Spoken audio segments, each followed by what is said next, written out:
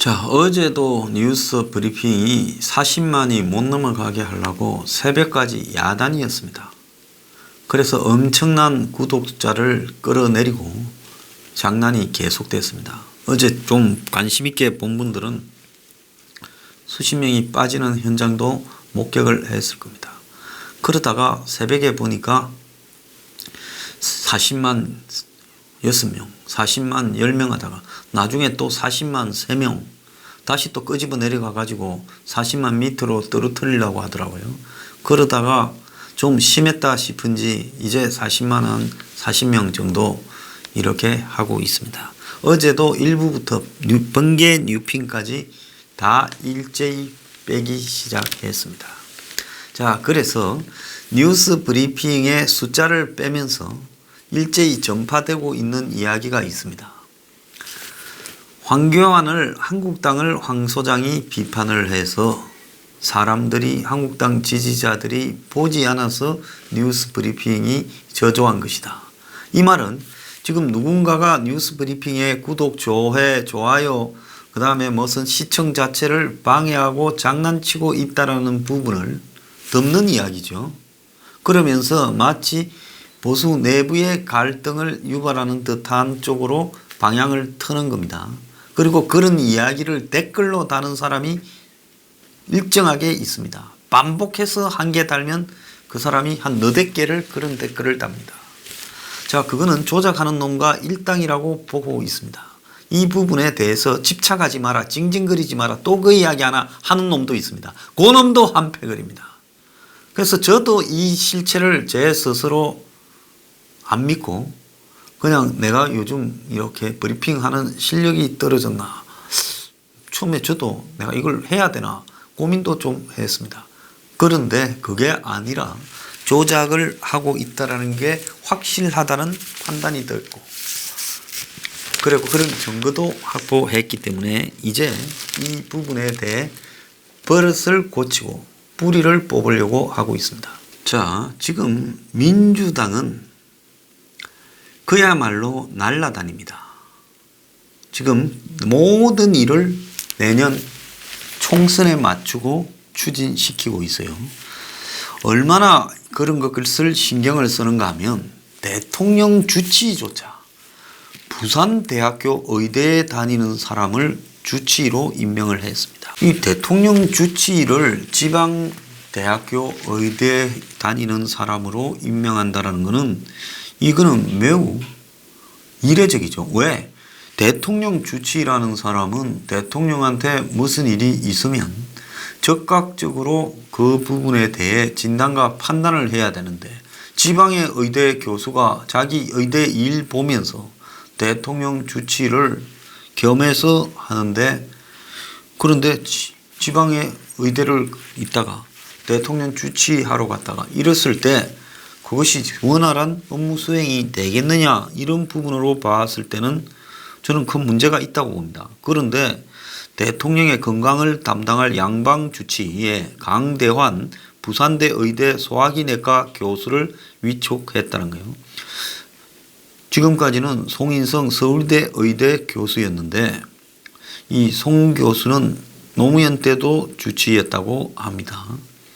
그래서 이 청와대는 보도자료를 통해 대통령 주치의로는 최초로 지방에서 의료 활동을 하는 분이다. 그래서 강 교수 위촉을 계기로 지방의 훌륭한 의사들에게도 다양한 기회가 열릴 것으로 생각한다.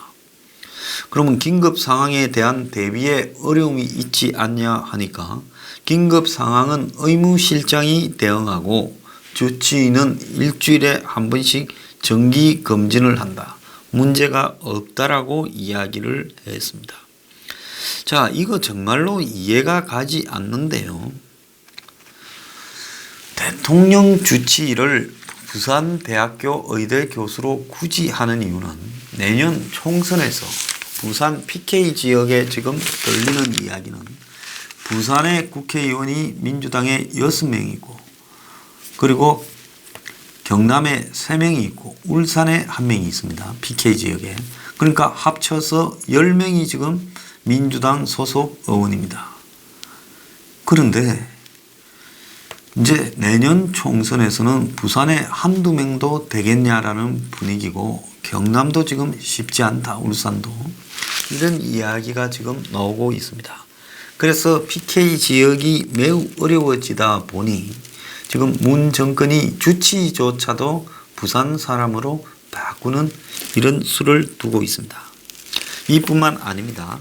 양정철이가 전국에 지자체마다 연구원이 있는데 세 군데는 뭐 대구와 경북처럼 그 광역도시와 광역도가 같이 운영하는 지자체들도 있다고 합니다. 따로따로 하기에는 너무 번거롭고 또 규모가 작을 수 있으니까요.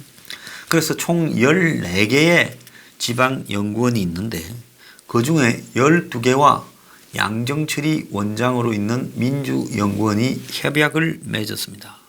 그래서 양정철이 어제 박원순을 만나가지고 협약식을 체결했고 곧 이재명도 만나서 이 협약식을 체결한다고 합니다. 타 지역도 전부 협약을 하겠다는 거예요. 김경수도 면담을 하고 그래서 비문계에서는 잠룡들을 직접 면접을 보나 이런 이야기까지 나오고 있습니다. 정철의 면접을 앞두고 이재명이 매우 부들부들해졌습니다.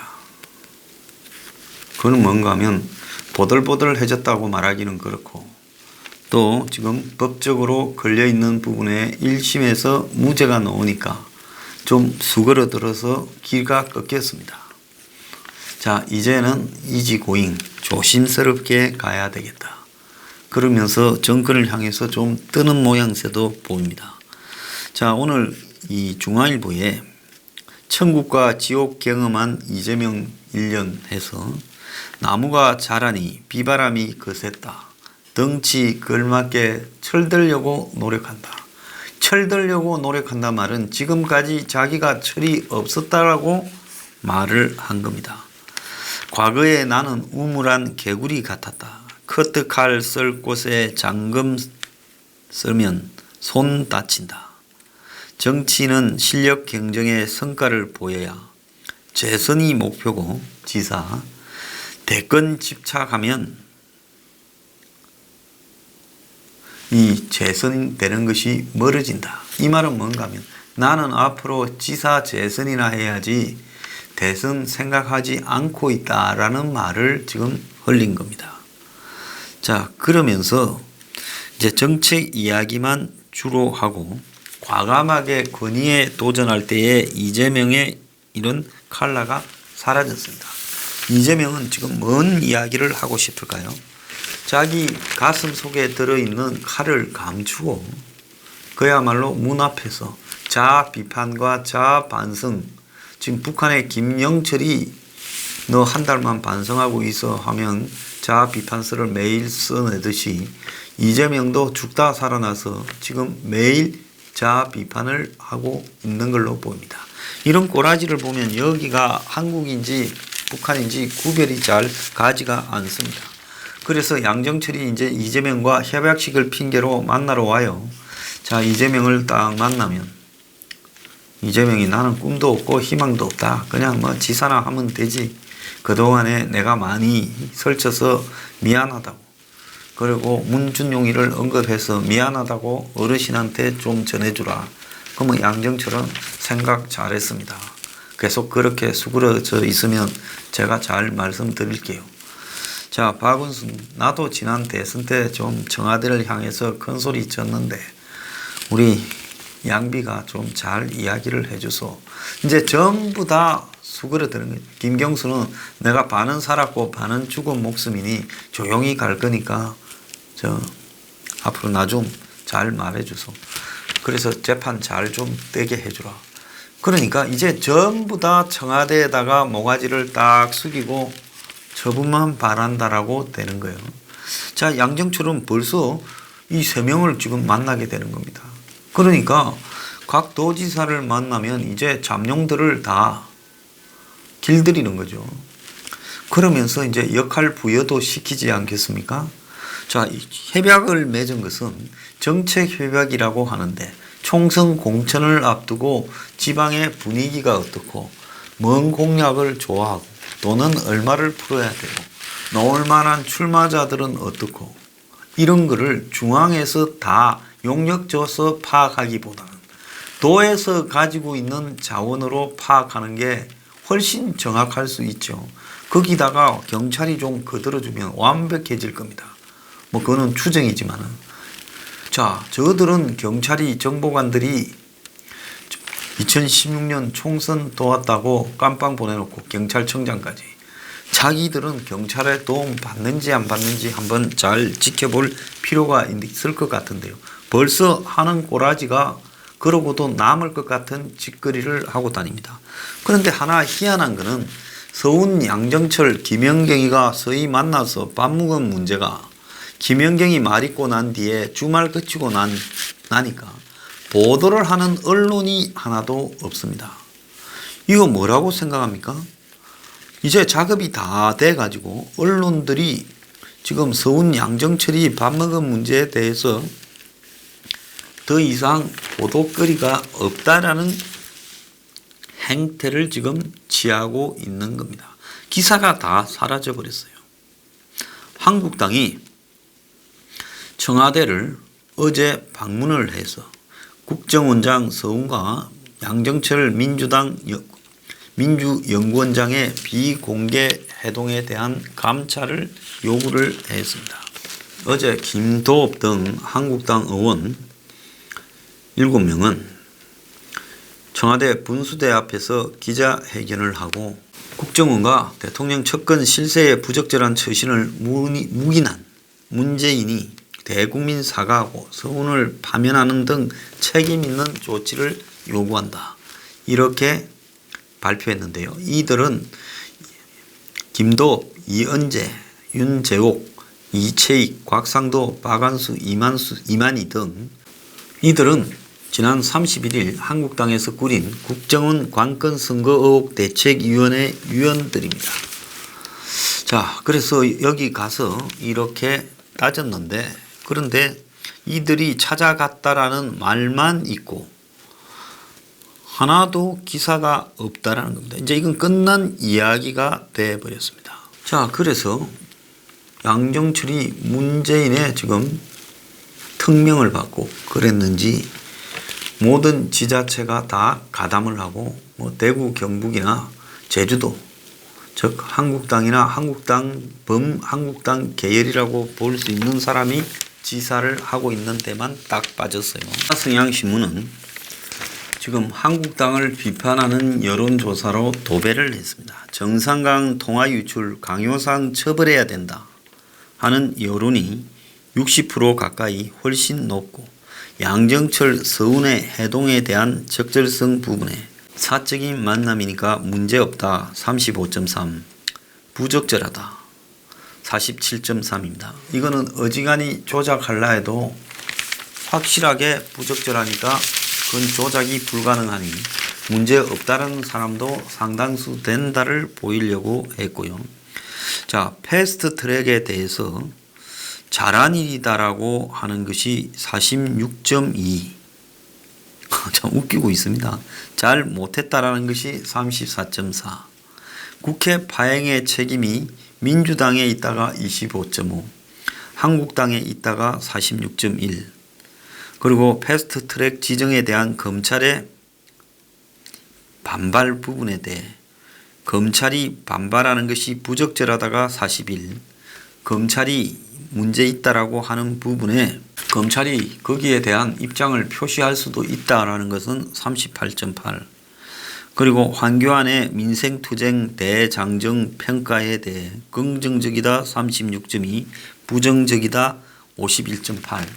이런 식으로 전반적으로 한국당의 최근 형태가 문제가 있다라는 식으로 몰아가고 있습니다. 자, 그러면서 리얼미터 같은 경우에는 한국당과 민주당의 차이를 민주당이 11% 앞서고 있다. 이런 식으로 이야기를 합니다. 한국당은 30에 딱 붙여놓고 민주당은 41이라고 올렸습니다. 자, 그것뿐만 아닙니다. 한국당의 이 막말, 릴레이 막말에 대해 정부 비판에 급급해 절제를 잃었다. 공천이나 지지층을 의식해서 너나 없이 튀고 보자. 솜방망이 징계하니 겁 안 내고 또 막말한다. 이런 식으로 요즘 언론을 지배하는 프레임은 한국당의 막말입니다.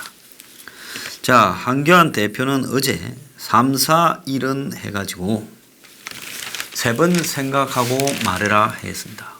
걸지 않아도 말하는 사람은 몇 명밖에 안 되고 대부분은 말도 안 하는데 3번 생각하고 말해라 하면 말 잘 안 하는 자들이 이제는 아예 벙어리처럼 입을 닫아버릴까봐 우려스럽습니다. 자, 그런데 이런 황교안의 당부가 끝나고 황교안이 기자하고 일문일답을 할 때 기자들이 이제 황교안을 사진 찍고 카메라를 갖다 들이대려고 맨바닥에 앉아서 그래서 일어나서 몸을 옮길 시간을 절약한다고 그냥 엉덩이를 끌고 이동을 하니까 또 어제 한승교 사무총장이 걸레질을 하네 걸레질 이렇게 말했다고 또 막말이라고 지금 이야기를 하고 있습니다.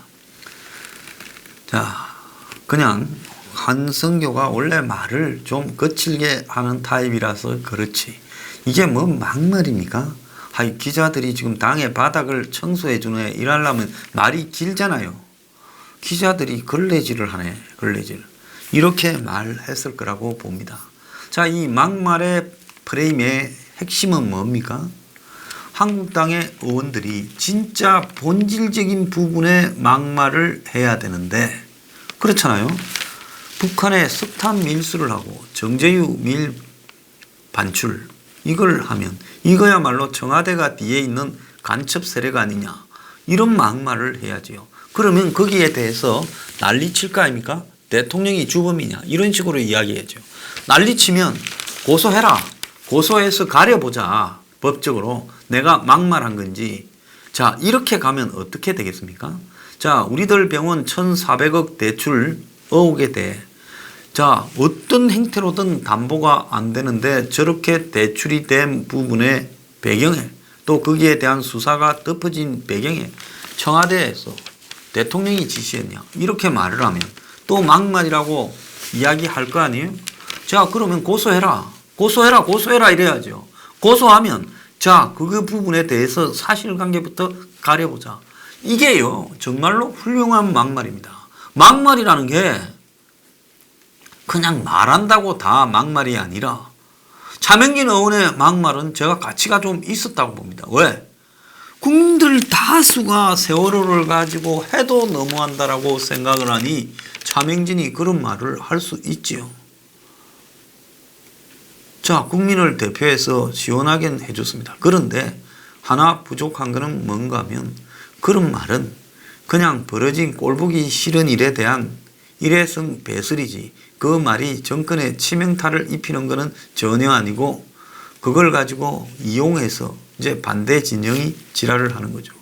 5.18 막말, 5.18 유공자에 대해서 조사해보자라는 부분은 솔직히 말하면 조사할 필요가 있고 그런 문제 제기는 잘 했는데 가짜 5.18 유공자를 제조하는 정권이냐 이렇게 말을 해서 된데 막말 시비 속에 본질이 사라져버린 부분이 있다는 겁니다. 그 외에 뭐 나경원의 달창이거나 무슨 산분이 이야기거나 문재인이 뭐 김정은보다 못하다라는 이야기거나 김정은이 수석 대변인이다라는 이야기 이런 거는 아무 의미가 없는 하나마나한 막말이라는 겁니다. 그래서 막말 시비 중에 그나마 좀 의미가 있었던 것은 차명진의 말이고요.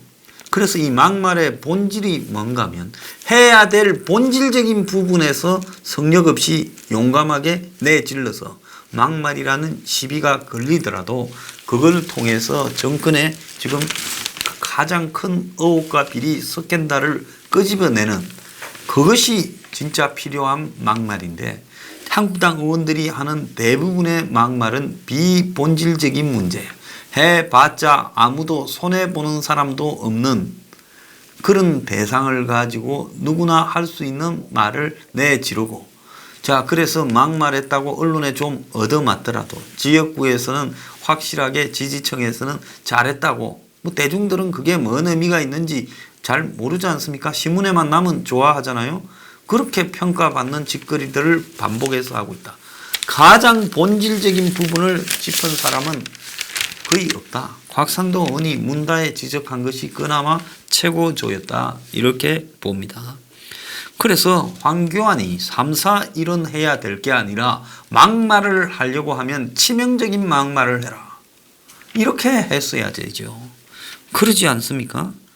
자, 여권의 비상식적이고 무례한 은행에 똑같이 응수하면 안 된다. 항상 국민 눈높이에서 생각하고 3, 4, 1은 즉 깊이 생각하고 말해라. 자, 이렇게 말을 했습니다. 이게 말입니까? 뭡니까? 그러잖아도 말도 잘 안 하고 나서지 않는 한국당의 입장에서 이런 식으로 가게 되면 싸움을 하자라는 겁니까? 말자라는 겁니까?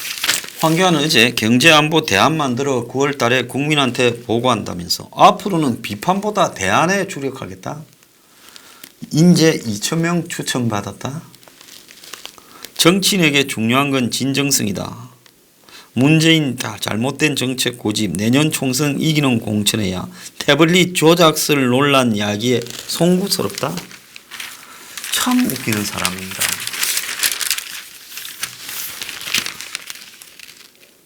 저는 이 부분에 바라보는 제 시각이 있지만은 황교안은 자기 입으로 또 태블릿 PC 부분에 대해서 이야기를 하지 않았습니까?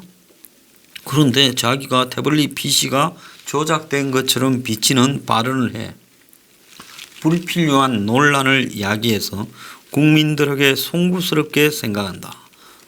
이렇게 말을 했습니다. 그러면서 비판을 위한 비판을 해서는 안 된다. 지난 2달간 비판에 주력한 건 사실이다. 그렇게 또 말도 했어요. 자, 최근에 막말 비난을 좀 받고 지지율이 조금 떨어지는 것 같으니까 또 자신의 행동을 반성하는 듯 하면서 비판을 위한 비판을 하지 않겠다고 말을 하고 있습니다. 자, 한국당이 정권을 상대로 무자비한 싸움을 하지 않고 무조건 반대를 하지 않겠다라는 식으로 하고 대안을 만들어서 국민한테 보고한다라고 한들 한국당의 그런 대안이 어떨지 불을 보듯이 뻔합니다. 뻔해요.